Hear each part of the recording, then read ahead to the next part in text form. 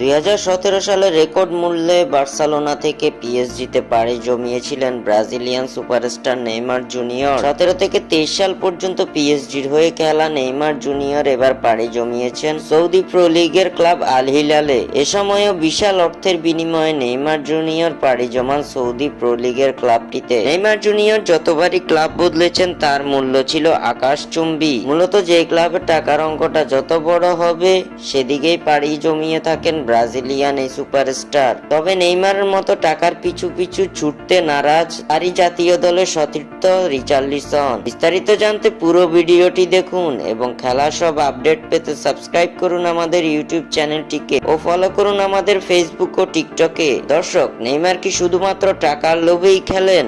এই বিষয়ে মতামত দিন।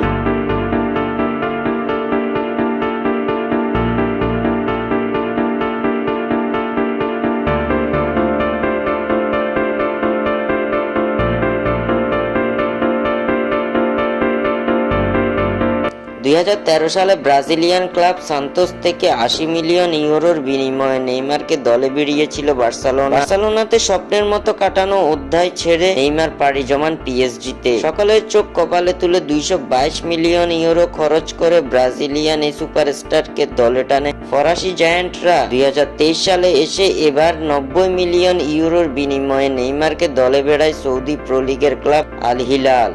অনেকের দাবি ফুটবলটা খেলার থেকে বেশি সময়ই টাকার পেছনে ছুটেছেন ব্রাজিলিয়ান সুপারস্টার। তবে নেইমার অর্থের পেছনে ছুটলেও তা করতে নারাজ তার জাতীয় দলের সতীর্থ রিচার্লিসন সাফ জানিয়ে দিয়েছেন মোটা অঙ্কের অর্থ নয়, বরং স্বপ্নটাই তার কাছে বড়। নেইমারের মতো শুধুমাত্র মোটা অঙ্কের অর্থের পেছনে ছুটতে নারাজ এই ফরওয়ার্ড। সৌদি প্রো লিগের একটি ক্লাব থেকে মোটা অঙ্কের একটি প্রস্তাব পেয়েছিলেন ব্রাজিলিয়ান এই ফরওয়ার্ড, কিন্তু সেই প্রস্তাব নাকচ করে দিয়েছেন রিচার্লিসন। সম্প্রতি এক সাক্ষাৎকারে রিচার্লিসন প্রকাশ করেছেন এমন তথ্য।